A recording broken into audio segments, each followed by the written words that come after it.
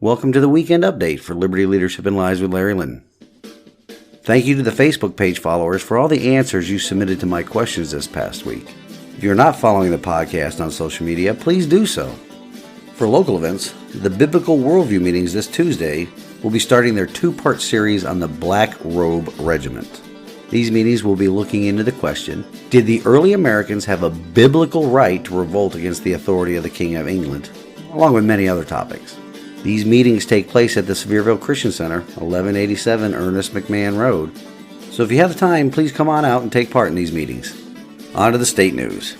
Well, the Tennessee Senate expelled a senator that was convicted of wire fraud this past week. The vote came down as 27 senators for expelling and 5 against. Now, this senator stipulated to the crimes as part of a plea deal. That isn't where she left it, though.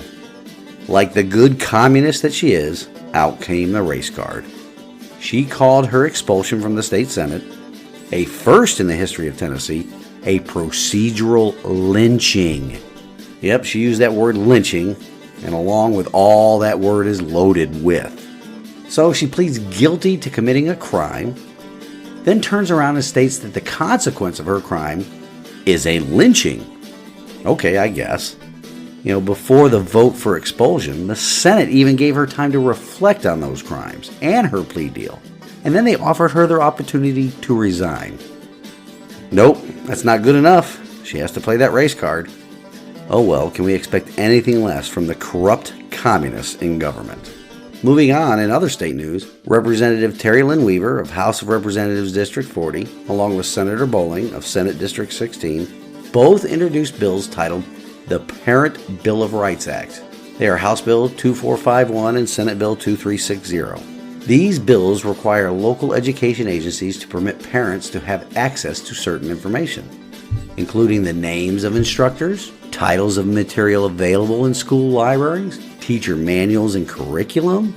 It requires parents to provide written consent before a student can participate in any extracurricular activity, like family life lessons, field trips, school assemblies, or guest speaker events. It also prohibits certain healthcare practitioners from providing medical treatment to a minor without parental consent or an appropriate court order. Other significant parts of this bill allows, which is really kind of a weird flex, that word allows. Don't you find it strange that it takes legislation to allow parents to do anything in connection with the education of their children? You must realize that when it takes legislation to allow a parent to be involved in the education of their children, our government education system is definitely on the wrong track. It is a failed experiment that removed parental control over the education of their children, all the while forcing, through coercion, these very same parents to fund that system. If you think that it isn't coercion, just go ahead and refuse to pay the property taxes that fund these local education agencies. Anyway, this bill would allow parents or legal guardians the ability to review the names of any organization or individual receiving funding from or contracting with the LEA.